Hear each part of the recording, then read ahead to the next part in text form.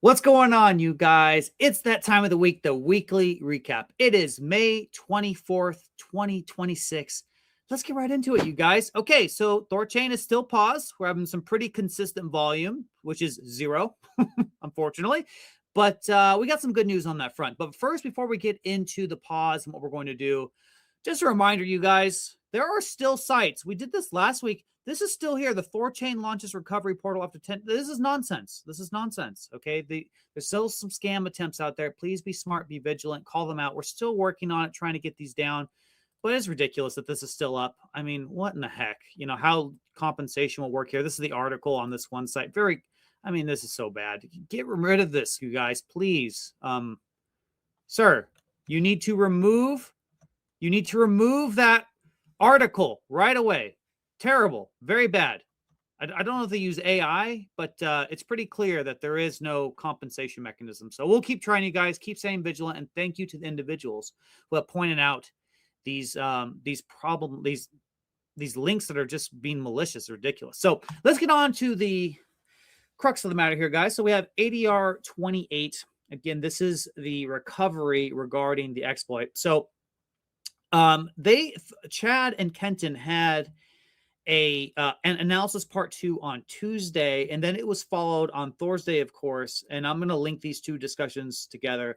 Basically, long story short, we kind of figured out the attack path. It took a lot of work from some of the world's leading cryptographers, especially on GG20. Like, we had the inventors of GG20 help us out, which is really cool. Thank you, guys. A lot of outsourced help. Cannot thank you guys enough for that. But we believe we have the attack path figured out. We have a patch ready to go. And that's being updated as we speak. And then once we get that done, we can go to 3.19 and get basically us churned and get back to business again here. Okay. If you guys want to read the specifics on that, go over to THORChain. They got the THORChain instant update number 4. They have the GitLab link right here. I'm going to just go to that right now. We're going to speed through this, you guys. Thanks again to Alex for writing this up here. Very awesome. So the key principles here: if you're an innocent node, you're not going to be slashed. Okay. You will. This isn't your fault. This was a P0 horrible 0-day exploit that's never happened before. It's a unique attack vector. The swaps should be re-enabled as soon as possible. Let's get our girl back online. THORChain needs to be making money in order to stay alive, right? So very important that we do that. The protocol liquidity, POL, is going to take the hit for this. Pretty much most, if not all, the heat. There are still some little quirks here. I know there's the Thor asset that's affected. There's still some talks going there. But more or less, we have a plan in place to get this back online. Thankfully, this exploit was one of 5 Asgard vaults, so this didn't take the entire bank, and we can recover. The attacker is offered a 10% bug bounty. Okay, so if you are the attacker and you're listening to this, please do not divert your attention, because our boys are onto you. We got some pretty smart people in this community. And looks like they have a clone of the VPS disk. And that's you right there, little buddy. So, I would definitely take that bounty.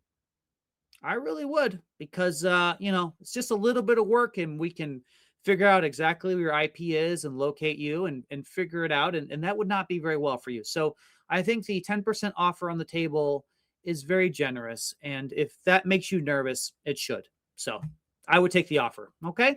I'm going to speed through this, you guys. So pause the screen if you want to read. There's a lot to read here. But yeah, it was pretty comprehensive. We got most things figured out. Still some little quirks here, especially about, the current situation, what we're going to do in the future. I think right now the consensus is, stay on GG20 patch, because just switching cryptography, it's just not so simple to do that, you guys. I know what people you hear online, but they just simply are not aware of the complexities of THORChain, particularly churn logic and nodes and all of these things. So yeah, guys, so this is it right here. If you want to take the deep dive, we're getting through it, you guys. We do have rune swaps back online, which is very important. So that is good. I'm sorry, rune swaps. We have rune transactions. So you're able to send your rune back and forth. So that's a really good step. Getting swaps is going to require us to get ADR 28 passed and then 3.19 active. Here is the current voting. Here we need 3 more votes. So please, if you are a BP or a node operator, please talk with your counterparties and at least vote. Let's just figure it out right as efficiently as we can. We're only 3 votes away. So guys, please vote as soon as you're able to do so. Moving on here, guys, we had Quai on Saturday. Quai was a really fun podcast. I had a great time with this guys. And shout out to Alan here. Alan's been a great defender of THORChain, so this guy deserves lots of love. And this is a team we did meet in Las Vegas, but this was a very technical podcast. I highly recommend that you guys check it out. But basically, to keep it super short as I can, is Quai is basically, you can give it as like a proof of work with smart contract capability. It's also got some proof of stake features in there as well. A really interesting dynamic where they have Quai and Chi, and it's based around an energy design. And he talked about how energy often translates to like a form of value, which is, Kenton was all over that. He loved that right there. Quai is very, very interesting. Basically, they want to make a flat coin. Okay. That again is based on a real world premise. Super interesting podcast, you guys. Definitely check this out. This is well worth a listen. I really hope we get Quai on THORChain very soon. And it seems like they're very eager to do that. And they're going to be helping us with the engineering of getting that chain client, which if anyone's out there listening, you want to be on THORChain as well, get your team involved, help us out, because we only have so much bandwidth on our developer team. So thanks again, Alan. This was a really fun conversation. Check it out, you guys. Moving on to Rujira. So Rujira transfers are also available. It is on THORChain blockchain, of course. So if you're on the Rujira side, there you go. You can now move your Rujira around, which is very good. They did have an update to the website. Mark from Denmark's getting really excited about that. So let's go there. Let's check it out. Look at this thing, you guys. Absolutely love it. Looking beautiful. And then if you click start trading here, it takes you right there. Really simple, very clear cut what's going on, similar to other designs. Looks great, you guys. Good job. Great job. And then you guys can check out the various primitives up here. And we got a lot of things coming too on the Rujira side. These guys, even though we are shut down right now, they are still working in the background. No reason for them not to. And shout out to Hans and the other Rujira boys out there for helping us get through this problem. They've been contributing as much as they can. Very much appreciated. They were also on the Thursday podcast as well. If you want to hear Hans, he had a lot to say. And again, thank you so much for your hard work. You're an absolutely wonderful blessing to the community. So guys, check this out. Really cool. I am so excited for the app layer. What a wonderful thing they're building here. And that's going to wrap up this week's weekly recap, you guys. Kind of short. We want to make sure that we just keep it really simple on 3.18. Not much going on when the network shut down, right? But please, guys, please like, comment, and subscribe to our YouTube channel. We're going to have a lot more content coming out.